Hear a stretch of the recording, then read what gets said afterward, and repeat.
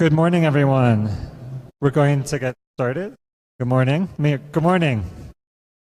One more time. Good morning. Welcome. So welcome to the morning session on participatory budgeting in new spaces, Russia, China, South Korea, and conflict zones. All of us will be speaking in English, although we also speak other languages. And so does everyone here have a headset that needs it? So we're very excited for this session. It's the first session of a new organization, a new initiative, the Global Participatory Budgeting Hub, or Center. And this is a new international collaboration of people working on participatory budgeting around the world. And after the OIDP conference, we'll actually have the first meeting of a global PB research board. And all of the speakers are members of that research board. These are some of the leading PB researchers in the world. Several other people in the audience, I think, are also part of that. No pressure. And we also had a meeting in Scotland in October of PB implementers, so city officials, staff, people who are doing PB. And together what we're doing is we're identifying what are the common challenges of participatory budgeting around the world. What do people need to do the process better? And how can we address those challenges and those needs? So together, how can we solve the problems and make PB better and bigger? Welcome, welcome. And so this is one example of how we are doing that. So opening a discussion on participatory budgeting, I'll say PB in new spaces. So participatory budgeting, as most people know, started in Brazil, but now it is spread around the world and to somewhere between 7,000 and 11,000 places. And it looks very different in different places. And many of these countries are very different environments. And so the way PB has developed and changed in each place is helpful for us to think about and to learn from other experiences. If you haven't already, I would encourage you to sign up. Clara has a sign-up sheet in the back. Clara, raise your hand. I want to see Clara. Clara works with me at the Global PB Hub. And we're passing around a sign-up sheet so that you can get updates, information about the global work after today. And we also have a one-page information sheet, which is on the table there and has more information. You can also find it online at this address here, participatorybudgeting.org/global information about all of the people who are involved, the work that we're doing, and you can sign up to get updates. And so the work that we're doing together is similar but different from work at OIDP. And so we want to share experiences, but we're also a kind of research and design effort. So identifying what are issues and then designing solutions for them. And so that's a lot of what this discussion today will help us do, hopefully, is what are design solutions for PB? How can we make PB better so that it works in different spaces, in different contexts? And so we'll have 4 speakers, starting with Osmany Porto, who will talk about the spread of PB around the world and how is it that PB arrived in so many different places and what can we learn from those journeys and travels? And how do we think about it arriving in new places, in authoritarian regimes or top-down regimes? What's the context for that? And then Dajer will speak about PB in conflict zones and as part of broader peace building and conflict resolution efforts. Shilov will talk about PB in Russia, which, as many of you have heard, has been expanding rapidly in a place that people are often surprised to hear that there is PB. And Won-no will speak about PB in South Korea and China. Welcome, everyone. and then we'll have time for discussion with all of you. So I think I will pass it off now to Osmany. So the next, número dos, to talk about the, to talk about the diffusion of PB around the world.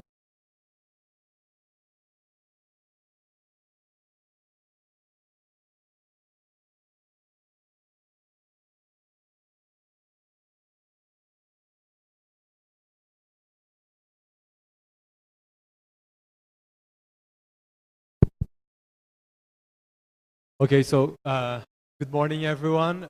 Thank you all for being here at this time in the morning to listen to our presentation, our panel on participatory budgeting in places of the world. Thank you, Josh, for this opportunity. Thank you, OEDP. It's a great pleasure to be here.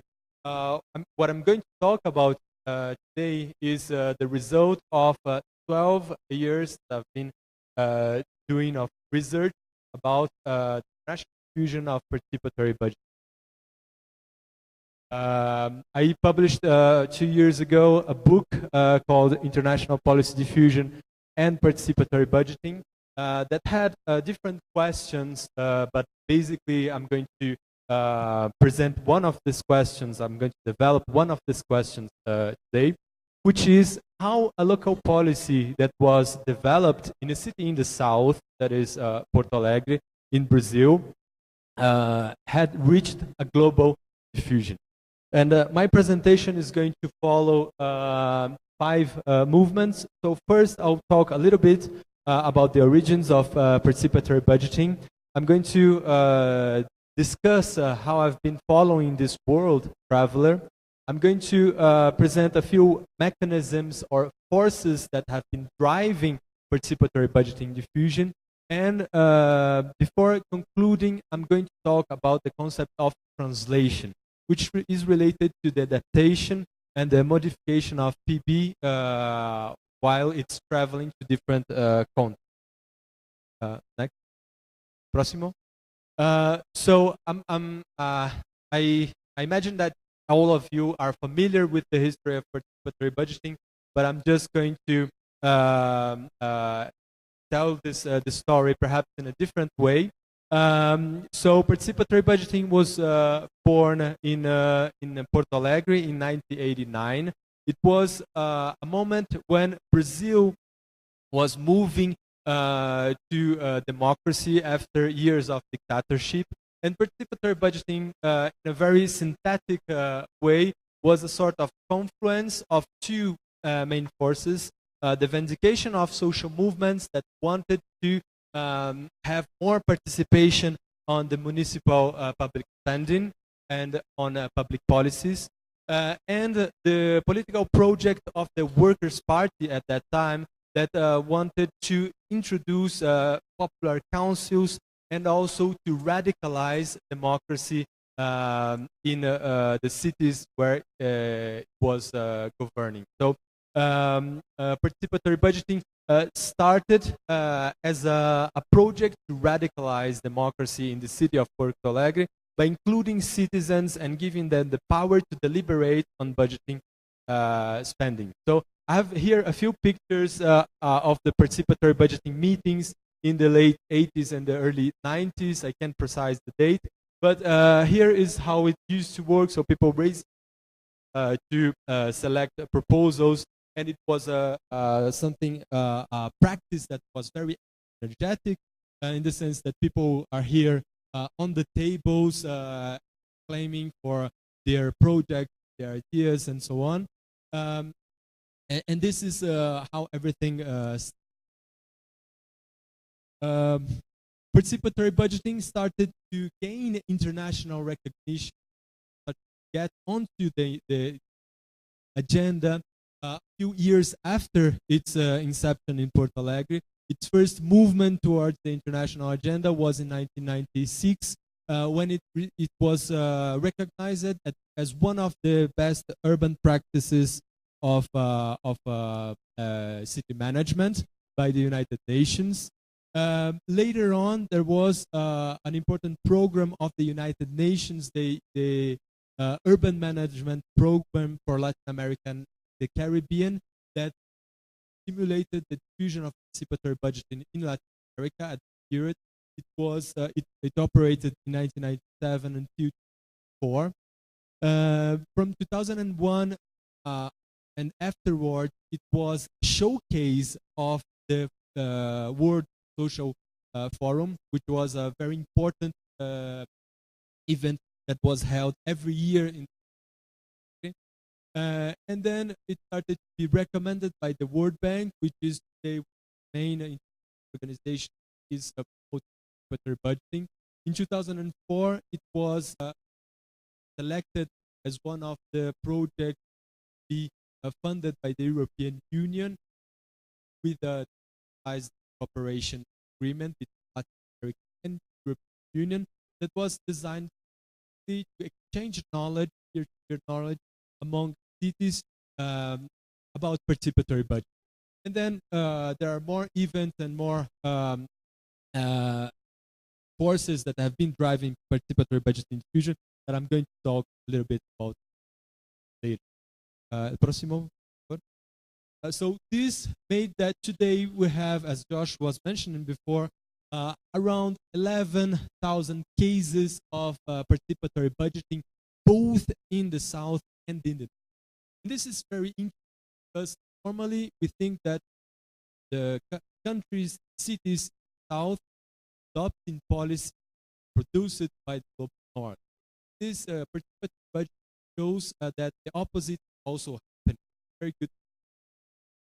So a public policy that was developed in the South that have been spreading both in southern country, also in northern countries.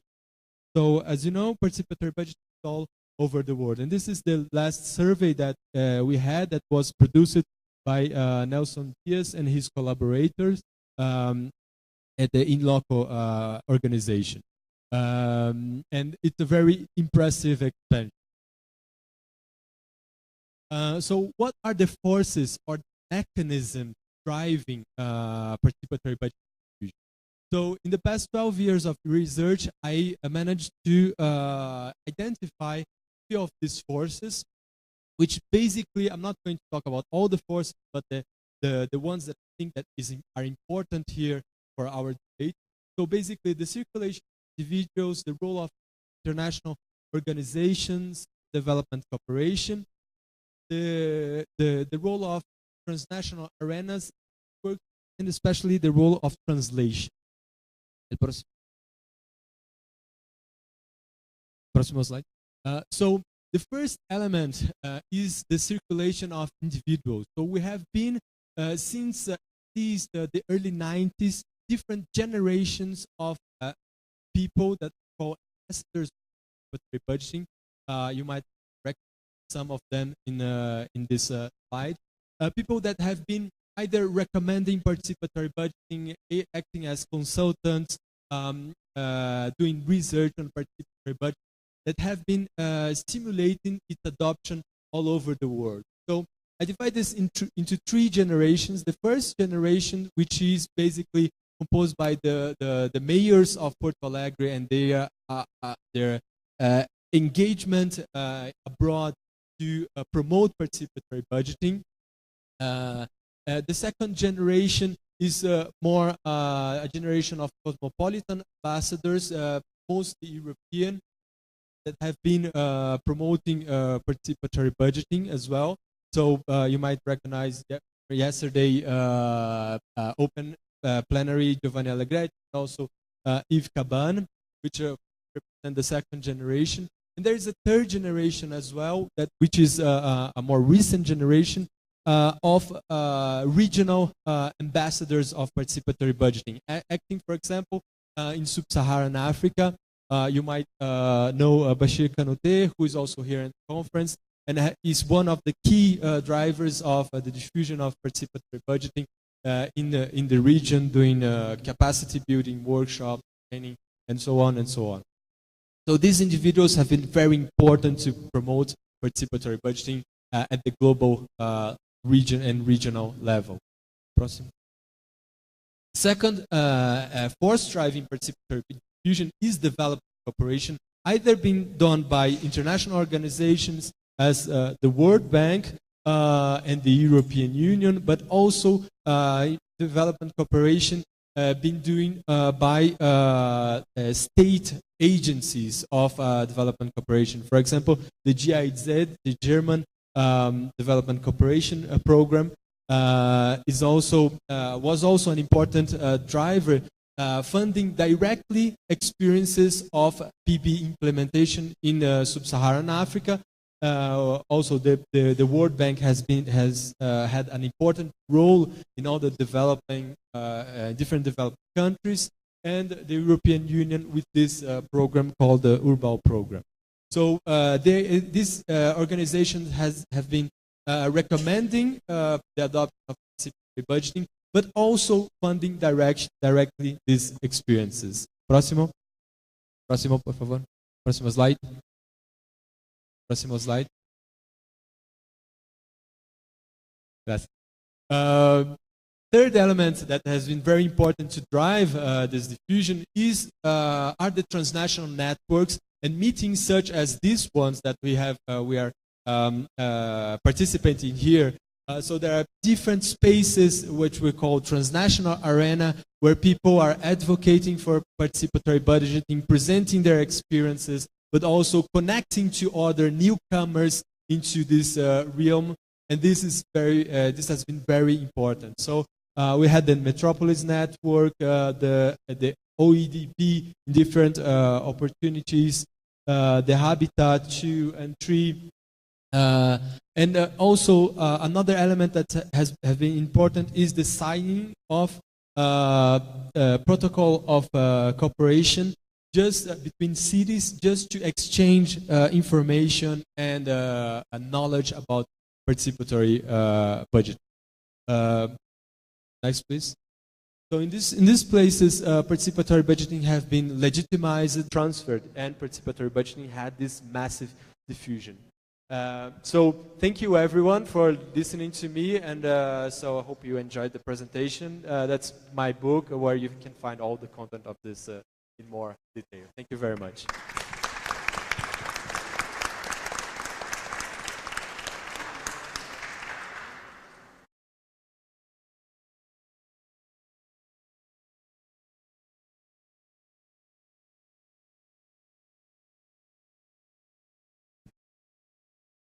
Of the context, actually recaptured, going back to some insights shared by Osmany. Then I'll share a case study of the use of participatory budgeting to tackle violence in Medellin, a city of Colombia.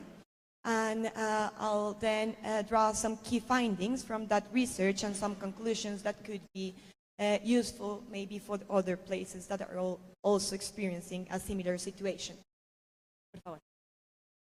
So just to recap, two main insights that were shared by Osmany. The first one is the broad range of participatory budgeting experiences that are worldwide. Osmany mentioned 11,000 experiences of participatory budgeting that were drawn from the Participatory Budgeting Atlas published recently. And he also mentioned that there are many political objectives for implementing participatory budgeting that emerged from that original radical democracy project of Porto Alegre. And there are now many different reasons why different municipalities worldwide implement participatory budgeting processes. So for instance, some municipalities do it to improve the well-being of marginalized communities, both in terms of social exclusion or political inclusion. Others do it to enhance service delivery. Other municipalities do it to empower citizens, and other ones to improve budget oversight and the transparency of how the money is spent. And in conflict areas, there are also specific objectives why some municipalities decide to implement participatory budgeting. So I'll just share with you 3 different examples before going in detail into the Colombian case. So for instance, in El Salvador, in the 90s, some experiences of participatory budgeting were led by US aid to foster democracy, participatory democracy, and also the democratization of the culture. In Myanmar, some NGOs are exploring the possibility of engaging in participatory budgeting processes with youth as a way to foster trust between the authorities and the youth. In Iraq, there's also an experience of the UCIP, the United States Peace Institute, of exploring how to use participatory budgeting to foster trust between the citizens and the authorities. So these are just three examples of different areas that have experienced conflict or are in conflict that are starting to explore how to use participatory budgeting for peace building. Now, in Colombia, recently, after more than 50 years of conflict with one guerrilla group that's called the FARC, the government and FARC signed a peace agreement that includes a broad range of different mechanisms and accords to end the conflict between the parties, between that guerrilla group and between the government. And the agreement was endorsed after a failed plebiscite that citizens rejected in a public vote, but a reform agreement was then endorsed by the Congress. And one very interesting thing about that agreement is that citizen participation and participatory planning and budgeting are one central component of the peace agreement. Participation actually is one of the most repeated words in the peace agreement, and depending on the definition used of participation, there are from an average from 70 to implement the peace agreement. And these spaces include a broad range from participatory budgeting to participatory planning mechanisms in the areas most affected by the conflict. This peace agreement in Colombia has not been the first time that Colombia has implemented participatory budgeting, nor that it has implemented participatory democracy. In fact, the current constitution of Colombia, the 91 constitution, one of the biggest issues that brought, it also was implemented after a peace process with many guerrillas in the country. One of the biggest additions of that constitution was that it added many participatory mechanisms. But the interesting thing about this peace agreement is that it includes participatory budgeting as well as one particular component to foster peace building, because the two political objectives that the parties wanted to foster when they added that participatory budgeting in the agreement was to foster trust between the citizens and the authorities, and also to foster political inclusion. One of the biggest causes of the conflict in Colombia has actually been the exclusion of marginalized populations. But participatory budgeting and actually participatory democracy is very challenging in Colombia, and this is why I added this as a question.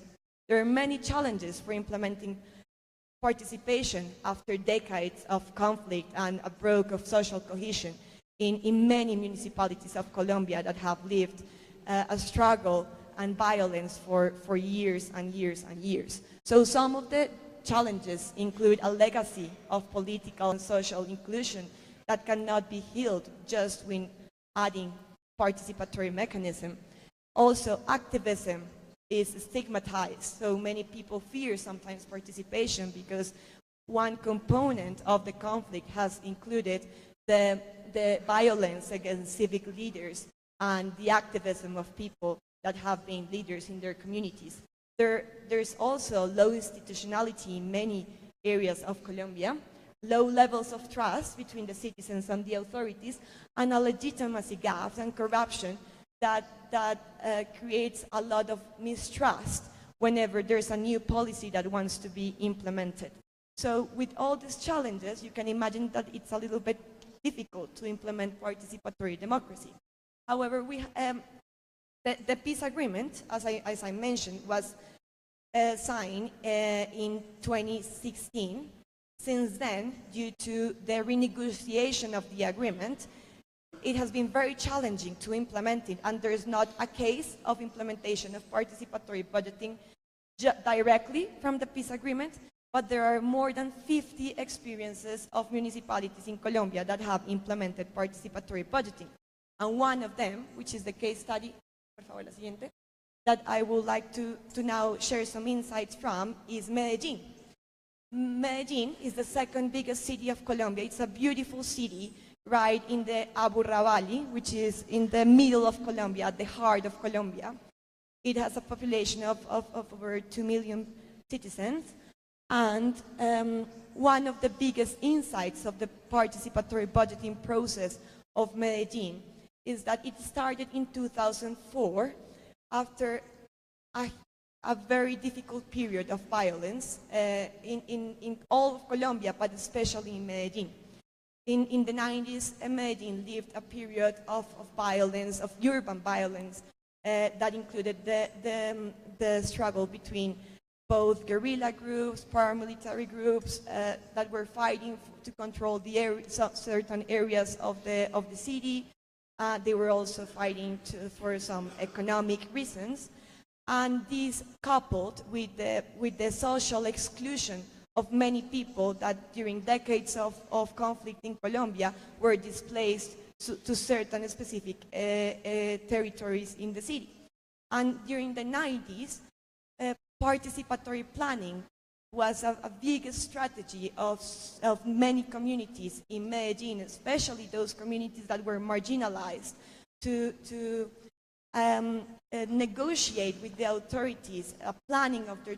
so in 2004, a mayor in Colombia that's called Sergio Fajardo, of Medellin, that's called Sergio Fajardo, launched a municipal plan that featured a broad range of a strategy that featured participatory budgeting as one key component to recover the trust between the citizens and the authorities, and also to add those citizens into the planning more effectively of the different comunas in the city. And so this process started in 2004 after a history of participatory planning with the communities. And what I want to share now with you is after 2004, when this process started as a way also of fostering security, including the citizens as managers, and a co-responsibility of citizens as managers of the security, to how did it fared. So the process, how it was envisioned, was to give citizens 5% of the budget so they could decide during a participatory process how to spend it in different projects in the whole city. And these projects are decided in all the 16 comunas of Medellin and the 5 urban rural areas. And what I want to share with you is, so I mentioned that one of the reasons why this process was implemented in Medellin was to foster the political inclusion of marginalized populations that during many years were left out of planning. And what we did a research in Medellin, researching something that we call the spaces of encounter. So to research what political inclusion is, we went to places where the encounter and that inclusion happens, such as the voting polls, the places where they discuss the law also of the process. And what we found is that political inclusion was understood as an experience of citizenship of the citizens to decide effectively and to have an effect on public governance. And we found that this is a story of time. that it's very difficult to say that just adding participatory budgeting will add political inclusion of citizens, and we found a broad range of different outcomes, part of them explained by violence in the same city. So after participatory budgeting was added, you can see here that in 2004, the homicides dropped, but then they went up again, and that's explained because the struggles in the city did not end, and that affected participatory budgeting. So we found a broad range of outcomes. We found that there were many citizens, especially the youth and women, that were empowered, but we also found examples of former combatants creating organizations to pressure citizens with arms to vote for certain projects. But we also found that there were some clientelistic practices in the process, so it was not a straightforward solution. And so what we found as an insight is that underneath the process there is a power battle that needs to be addressed for the participatory budgeting to be, por favor, la siguiente, to be managed. Actors include actors both of direct democracy, of representative democracy, and that are, maybe we can classify them as undemocratic because they use arm to find their way.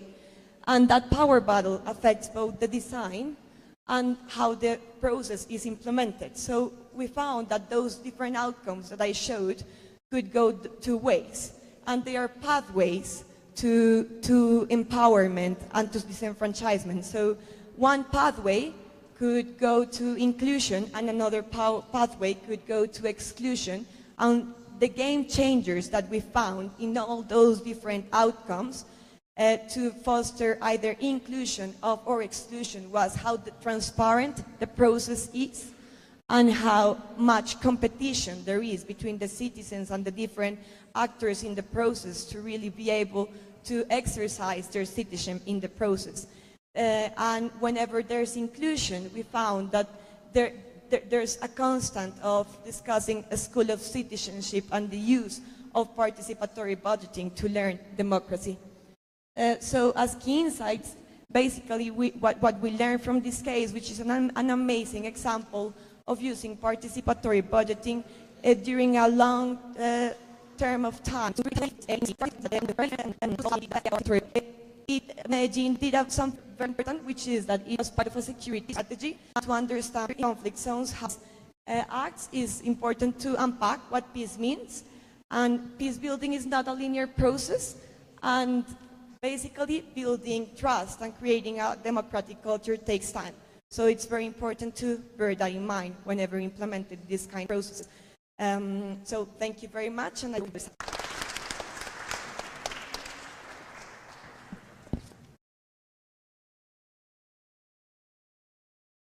Okay. Thanks for coming to this early session. Thanks, Josh, for making it possible. Wait a second, I said effects and challenges. You might have heard from Yves yesterday and from my colleague about the process of participation in the last of the regions. So I'm going to talk today about why is it possible and what effects actually does this process produce on the local level. It's actually more than 10 years of participatory budgeting in Russia because the first process started earlier, but I like to count from 2009 from the first successful regional policy that was made into example for dissemination. And a couple of months ago we did a nice celebration in this region marking 10 years of the existence of this program. So next slide, please. Thanks. So a little bit about Russia, for those of you who don't know. This is a big country, as you can see. And this is a federal country. So it consists of 85 regions, which are national republics, something that is called oblast, which is like a region, and other types of regions. So a lot of them. And what you need to know for this presentation is that it's governed by something that is called in the literature a power vertical. So it means that the federal government and the regional governments are all the part of executive power, And the municipalities, which are more than 20,000 different villages, municipal districts, urban districts, cities, are de jure independent from the executive power.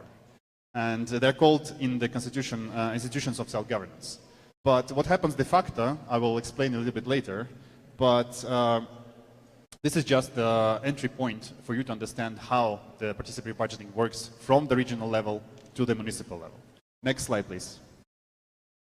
So we have several actors disseminating participatory budgeting in Russia right now. So there is the Ministry of Finance of Russian Federation and Financial Research Institute, and the World Bank, obviously. You've heard the presentation of my colleagues from the World Bank. And, well, can't mention myself and the work that we are doing here in European University at St. Petersburg. And I represent both practitioner side and research side. So that's why I'm talking a little bit from the research perspective here, but we also do applied projects. So the dissemination, the quick dissemination of the PB projects was made possible because of joint project between Ministry of Finance and the World Bank, which is called Strengthening Participatory Budgeting in Russian Federation, which was launched in April 2016. And it made possible to spread the experience between different regions horizontally. So for organizing certain meetings where the regions can share their experience and also learn about new experiences. And that actually led to the fact that now 65 regions are covered by PB, were covered by PB in 2018. Next slide, please. So yeah, that's like a brief map of how the regions are disseminated. So you can see that more than 2/3 of Russian regions are already covered by PB. And basically, the process adds, like every year, we have around 10 regions that are adding to this process. Possibly, one day, all regions would be covered by participatory budgeting, but we don't know yet. So it's a huge scale program, right? So we have more than 15,000, actually more than 20,000 already, individual projects implemented through PB, more than 300 million US dollars every year spent from regional and municipal budgets to finance the PBs, and more than 100 participatory budgeting practices and designs implemented in the different regions. Next slide, please. So the models that are like the most popular in Russia, there's the first one, which is Local Initiative Support Program, which is developed by the World Bank, and it's basically applied almost in all regions that you saw in the previous map. And well, in brief, these are the regional-based programs, and the actual initiatives are implemented in the municipalities with the element of co-financing from the citizens and local business. And it has usually the regional contest between the municipalities to compete for the regional money, and which allows the best proposals to win and to be implemented. It usually targets rural and small urban areas, and it's targeted because it's implemented by the Social Protection Unit in the World Bank. It's usually targeted on implementing something which I can call the social justice. I mean, something that will allow these municipalities to get access to restructuring local infrastructure and building roads and provide lighting and all these kind of things. So the program that we do in European University, which is implemented in more than 30 cities right now, including St. Petersburg, is focused on the urban environment firstly. And our model is more close to citizen juries, which are selected by random selection. And we somehow try to cross the citizen juries and model and the participatory budgeting model. And it targets urban areas and urban environment. And it has a huge focus on deliberation and civic education, because there is a necessary link with participatory planning here, because people are discussing like public spaces and something which requires a little bit of more knowledge that they usually have. Also, there is now the introduction of school PBs in 6 regions with various designs. There was a discussion here yesterday in this place about the school PB experience in Russia. I'm not very familiar with that, so I will not talk about it a little bit more, but you can also ask my colleagues who know much more than I do. Next slide, please. So the scale of this program, the scale of dissemination of participatory budgeting is not only with the number of regions, but also with the number of money which is dedicated to participatory budgeting. And as you can see here, there's a rapid growth between 2015 and 2018, and this is in rubles. So, but I made this little note there to compare, like more or less with the current exchange rate with US dollars. And what you can see there, the green thing, the green on top, is basically non-budgetary sources. So that comes from not from the regional budget, not from municipal budget, but from the citizens themselves and from the local businesses. So, I mean, percentage-wise, it's small, but it allows people to actually participate and to actually invest money into the projects that can improve their own environment and their own townships. So, in some cases, it goes up to 30% of the whole cost of the initiative. And the co-financing is usually a key to success on the regional contest. The more money you get, the more people you get into the process, the higher are your chances to win on the regional contest as a municipality. However, I mean, the main actor still in implementing PB is a municipal administration, because municipal administration is supposed, is responsible for bringing people together, holding sessions, collecting money sometimes, writing a proposal, and all these kind of things. And it can be either rural or urban settlement, municipal district, or the city itself. So the main work is done there on the municipal level. The regional level is just the contest and just the money. So this is very important to understand. Next slide, please. So the reasons of such rapid success in Russia, from my point of view, and this is my own interest in the absence of corruption on the lower level and the effectiveness of delivering public services on the lower level, because they are somehow evaluated through that as well. And for them, this process that goes with the citizens provides like a certain opportunity to get, let's say, the best result out of the same amount of money compared to the process that was done without the citizens, let's say. Next slide, please. So to conclude, I would like to refer to a statement of Carol Pateman, which she did when she was the president of American Political Science Association. In her address, which is called Participatory Democracy Revisited in 2012, she was arguing about the technocratic approach, which is like a top-down approach, which is disseminated through the regions in Russia as well. Does it really contribute to the participatory democracy and spread of the participatory democracy? So she was a little bit skeptical about this. So here are the answers that I can answer to Carol by Russian experience, by illustrated Russian experience. Next slide, please. So just in brief, we can see that by the effects in Russia, it actually strengthens the local governance and raises the political trust on the local level. And that is in our research that we did together with the colleagues from the World Bank and which is published. It also promotes active citizenship, but doesn't really promote tax compliance, which is a very nice address by the article, in an article of our colleagues. That happens because of the difference in the tax system in Russia. It's not, it's basically obligatory, I would say, and we can dive into the details, but we don't have much time. It does improve the quality of life, because it really does improve the quality of public services and public goods. That is very true. However, we can't really say that it raises economical and social indicators for the municipalities in the long term, because we didn't do the research. So there is an anecdotal evidence that it does, but it's still not proven. So there's a room for research over there.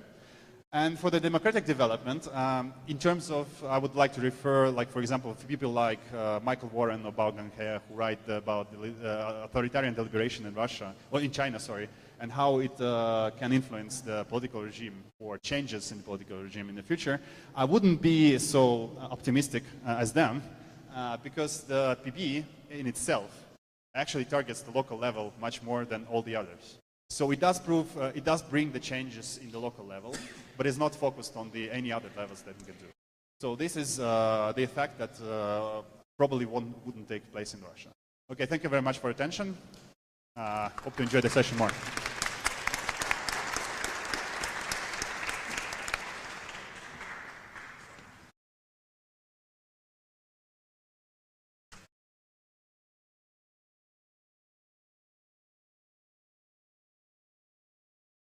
Hello, everyone. Thank you for coming.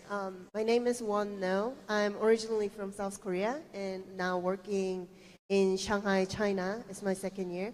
So today I'm going to share what South Korea and China are doing right now, briefly introduce what they're doing, and also focus more on the challenges and questions I would like to share with you in terms of how to improve PB processes around the world. So China, some of you may not imagine or could not imagine how China is doing participatory budgeting. Like Lev mentioned earlier, it is possible because they do not allow the ordinary citizens to actually change any political regime. It's totally different idea. Like they may be less interested in empowering individuals or like helping them to improve their political capacity, but it is more from the government perspective, like managing their budgeting process more effectively by spending public money in the places where it is in need. So from what I observed, some Chinese may not agree, I'm Korean, that when I look at how people think of the relationship between the government and the people in China, I think they think the relationship is more close to the parents, government, and children, the individuals or citizens. So the parents may be strict, but the reason why they're doing this is because they care about their children. And as far as the children doesn't try to like one step in the role of parents' role, like it's okay to like suggest ideas or talk about their opinions, as long as they don't really try to like reverse the relationship. So that's my understanding, and this is, I think it'll be helpful for you to understand how PB works in China. Next slide, please. So there are some different practices, different models, and some of you may not call it PB. The first model was just allowing people to make suggestions and raise ideas. And in some cities, they allowed people to just review the government budget. The second model is like ordering dishes. Like when you go to the restaurant, you can see that what is possible from the restaurant. So the government prepared the items. So here are some projects available this year. We would like to hear which one you prefer. Then people choose the preferred ones, and then the government will implement that. And in 2019, and the people say that by having PB, they could actually solve many long-lasting problems in the communities. Let's talk about South Korea. So South Korea, the first case of PB started in 2003. So the history is a little bit longer than other cases. And as well in South Korea, the reason why they brought PB was to expand more public participation in their budgeting process and improve the effectiveness of the budgeting process. So it's pretty much government-led process. And one of the reasons why PB could be implemented in Korea was because they mandated public participation in all local government budgeting process. The reason why they mandated is because it makes possible to for the administrative government to implement anything. They need to start from making the law or ordinance in order to do anything in their administration. So it's a government-led participatory budgeting process.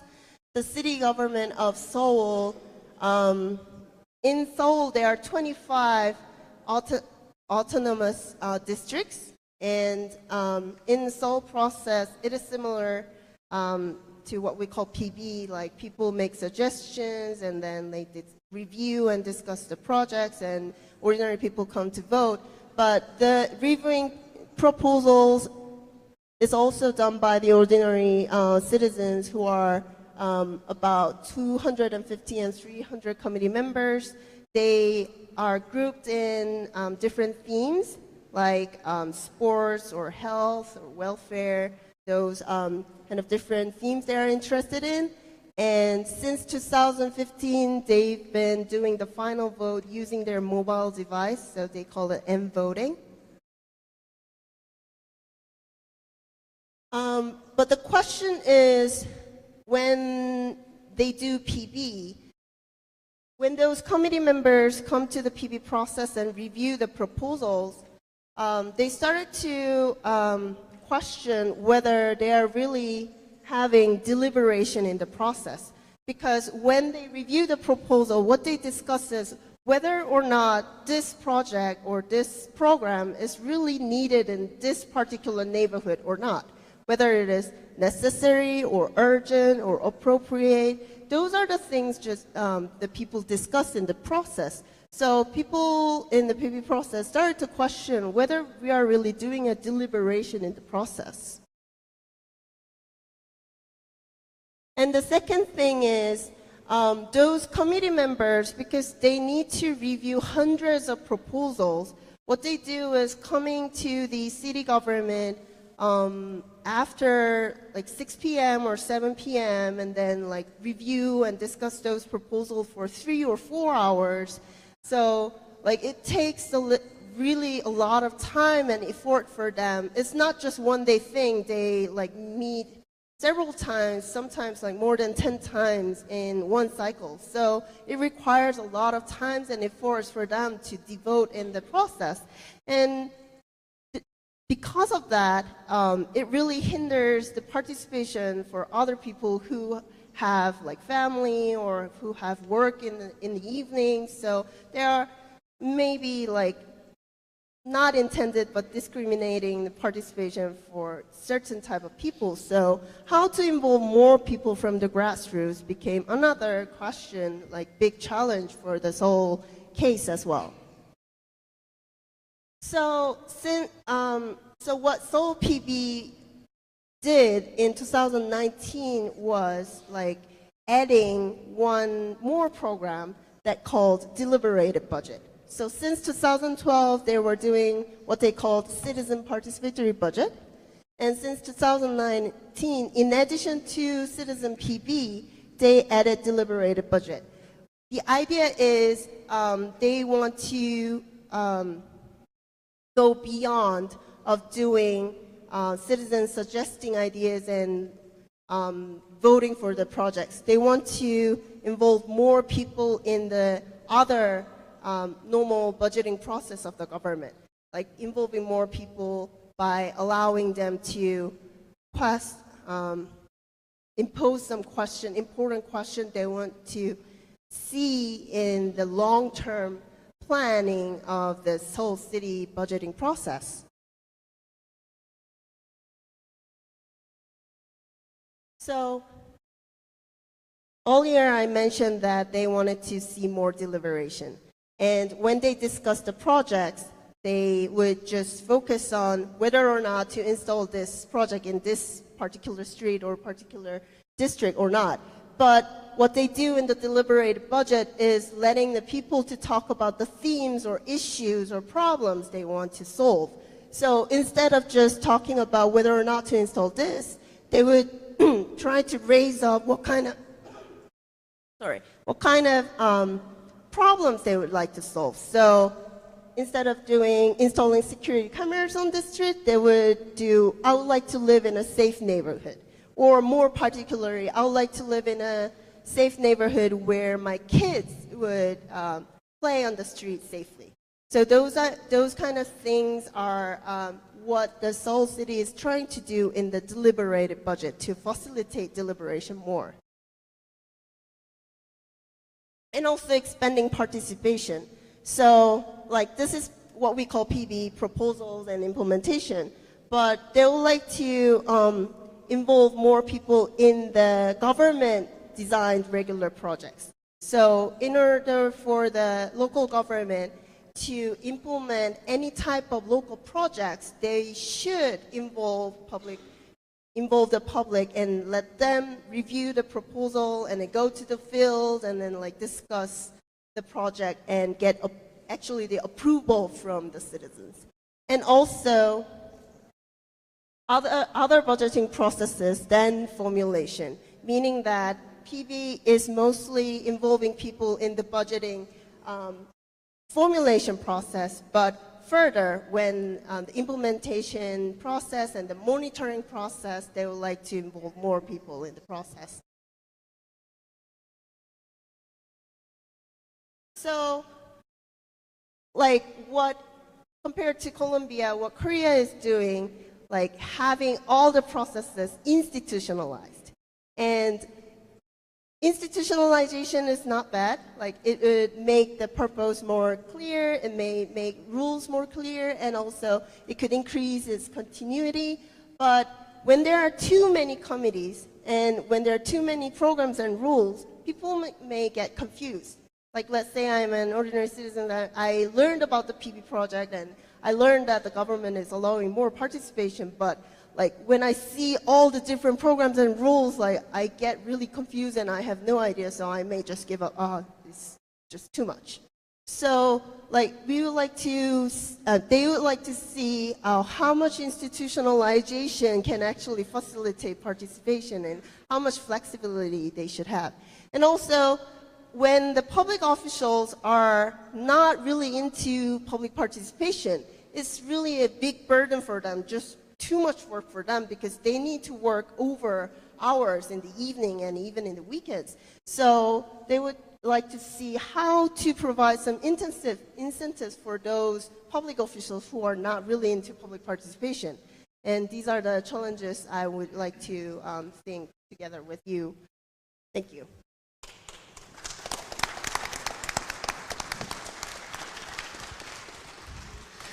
Okay, so we have a few more minutes to discuss, but I know that you've been sitting and listening for a long time. So before we take questions, I'd like to ask you to take 2 minutes, turn to someone next to you, and exchange questions that you have or things that you learned.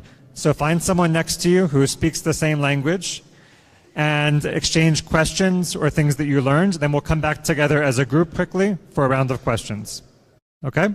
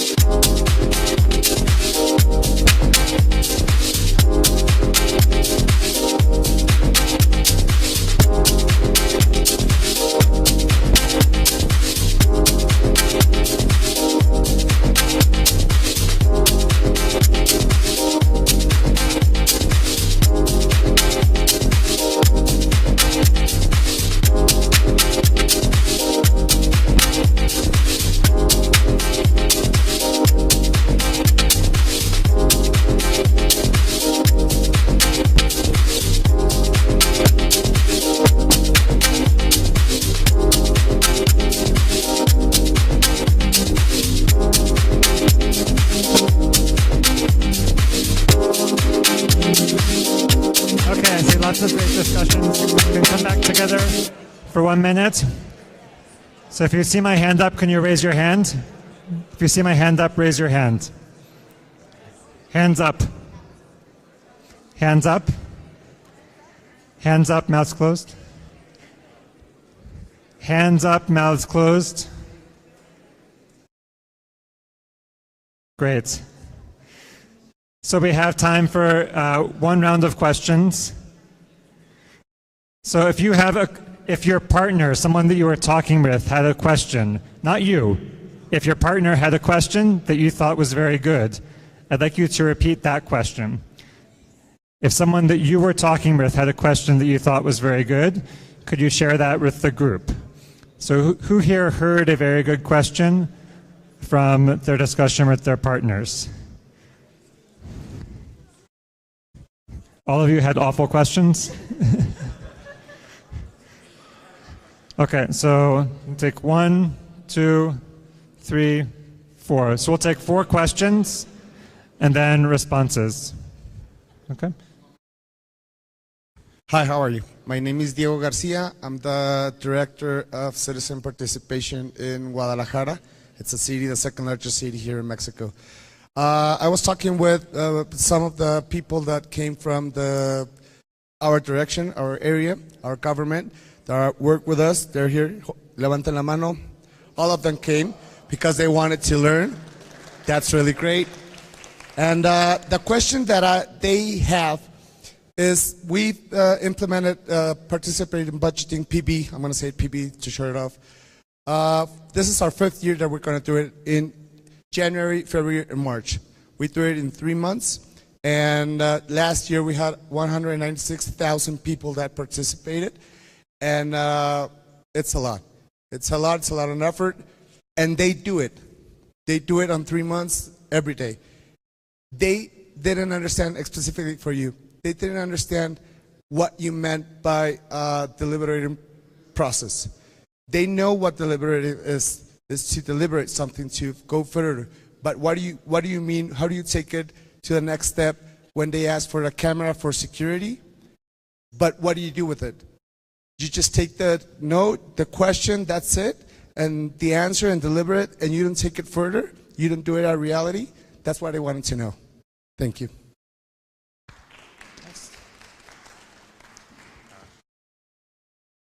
Alors, merci beaucoup. Je n'ai pas eu de français ici, quelqu'un qui parle français pour m'aider à poser des questions.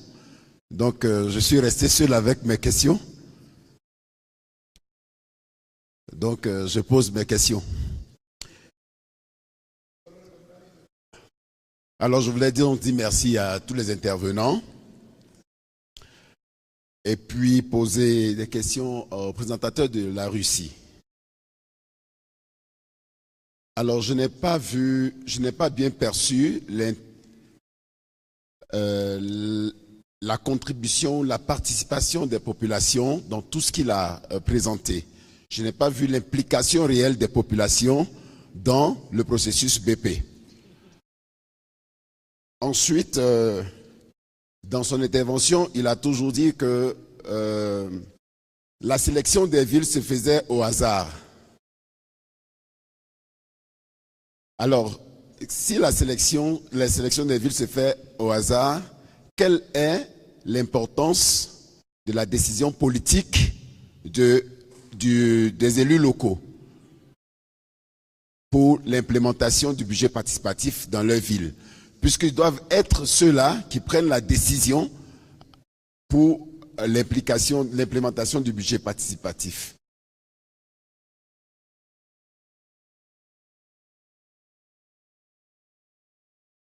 Ensuite, je voudrais aussi, je prends en mon compte la question qui a été posée par le collègue tout à l'heure concernant l'expérience en Corée du Sud. Et puis demander aussi à la présentatrice, j'ai pensé qu'elle allait commencer par nous parler de Semaol Hondong, qui est une pratique ancienne en Corée du Sud, alors qui est, ma foi, ressemblait plutôt à un budget participatif sous une autre forme, mais elle n'en a pas parlé. C'est quelque chose qui m'a impressionné quand j'étais en Corée du Sud. Et donc, je voulais savoir, comme elle l'étudie, la question du budget participatif, quelle est la place du Semalo Hondong dans le budget participatif? Et puis peut-être une dernière question pour l'ensemble de tous les intervenants. Quelle est la plus-value de l'usage des TIC, des techniques de la technologie dans l'implémentation du budget participatif? Qu'est-ce que cela a apporté, puisque vous êtes en train de faire des études là-dessus, qu'est-ce que cela a apporté pour améliorer le processus? Je vous remercie. C'est Yapo Jean-Jacques de la Côte d'Ivoire.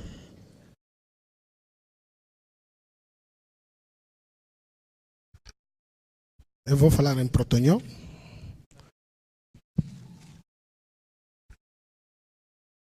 A minha questão está ligada à Colômbia. A apresentação que fez ela fez diz a participação tem sido uma ferramenta muito grande para a paz, confiança e inclusão. E a minha questão é o seguinte: se a paz tem a origem a participação, às vezes a experiência que existe é que esse tipo de democracia, esse tipo de participação não é muito inclusiva, porque potencia muito os partidos políticos a desenvolver a participação, excluindo os movimentos sociais que são civis. E as discussões são feitas pelos partidos, excluindo os movimentos sociais. Então, para mim, gostaria de saber como que a Colômbia consegue agregar a todas as demandas sociais, tanto partidos políticos como os movimentos sociais. Porque esse tipo de paz, esse tipo de participação é muito frágil. Se de um lado um partido não concorda, isso pode colapsar numa violência. E muito obrigado.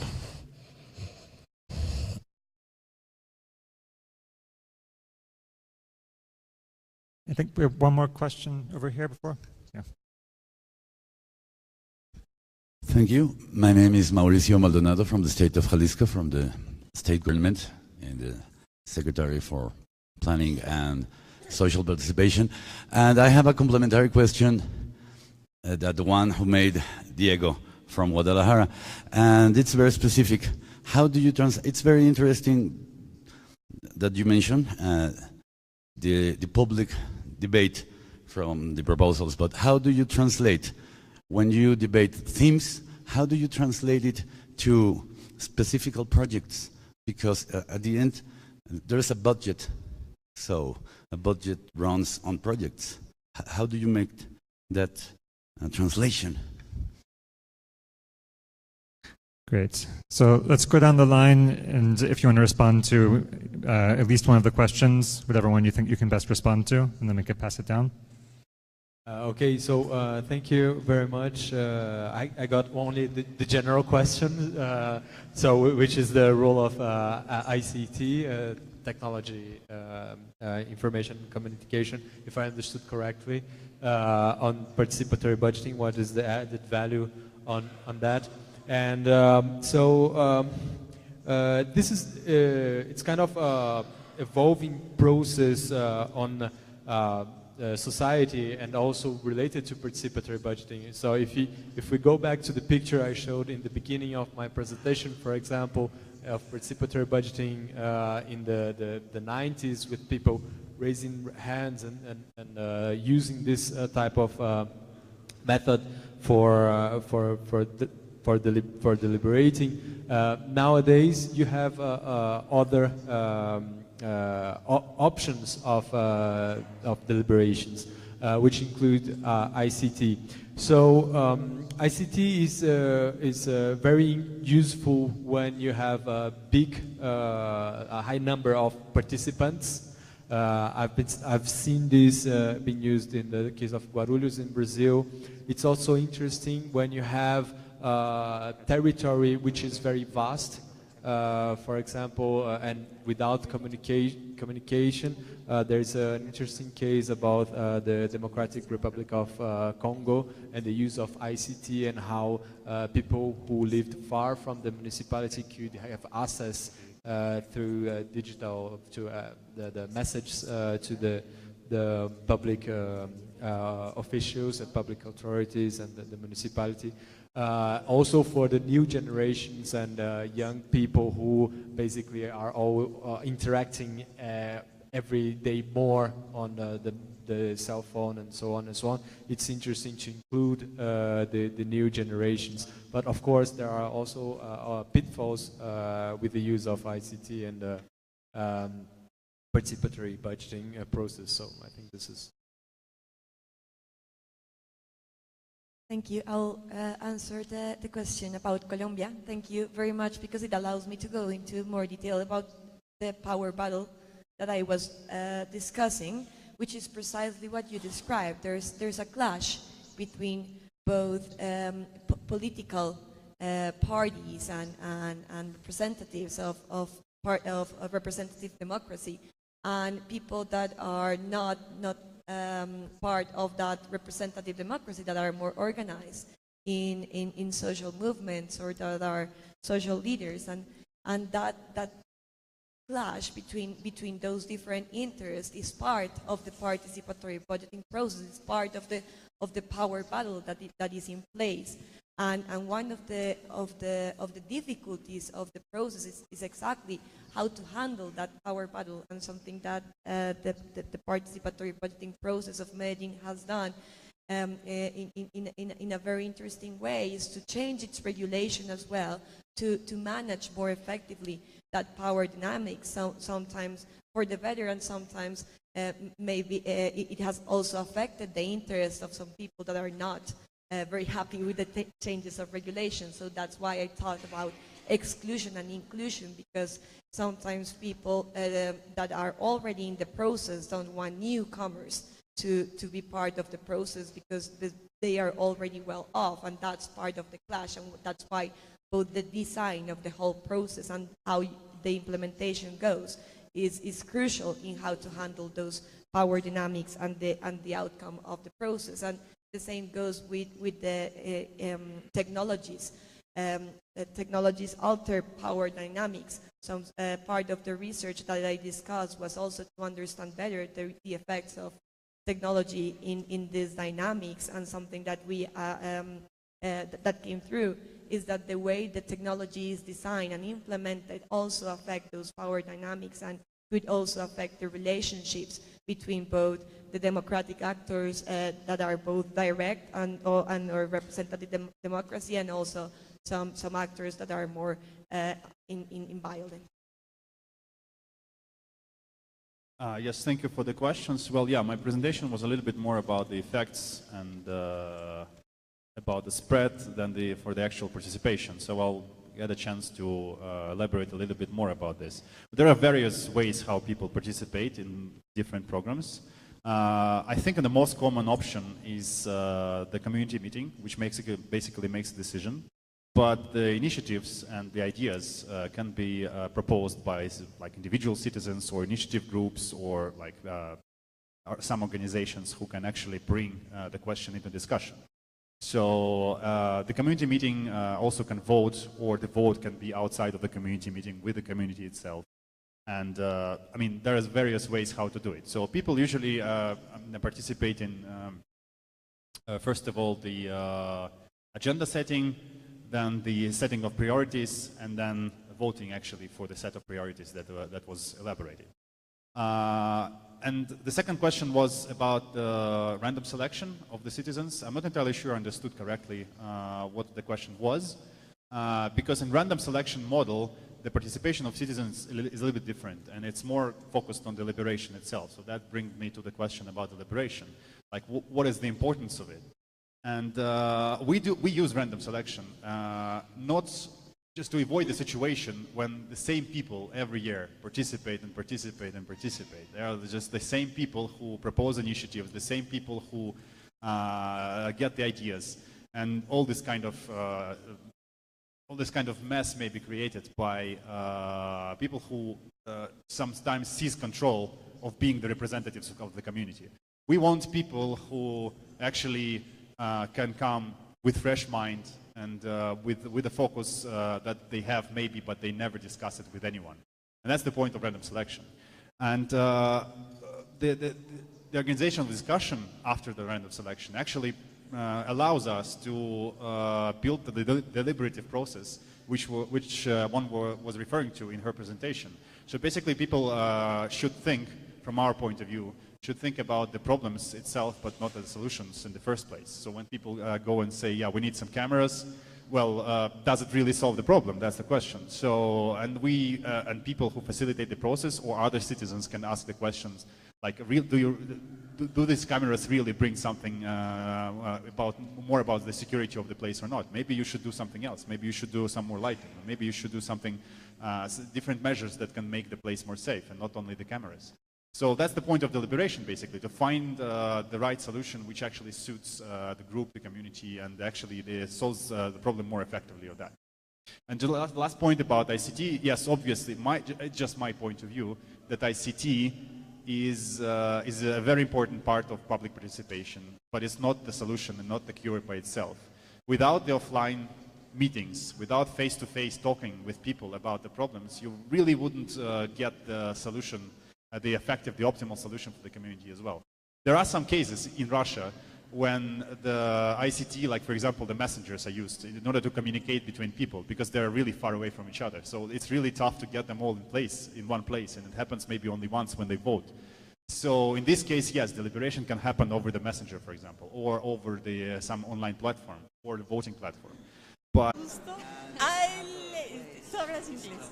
Yo No, pero español también. tú hablas español. Que me da mucho gusto verlos y todo lo que están transmitiéndonos pues es invaluable. No, gracias. ¿De dónde es? De aquí, okay. de Iztapalapa. Oh, perfecto, okay. Sí. From Iztapalapa. Esperamos que se lleven también de ustedes, de nosotros algo. Pues mucha felicidad. Bueno, Sí. ¿puede volver para la tarde también? Sí. Sí, bueno. Ok. Sí, aquí vamos a estar. Ok, vamos a estar. Chao.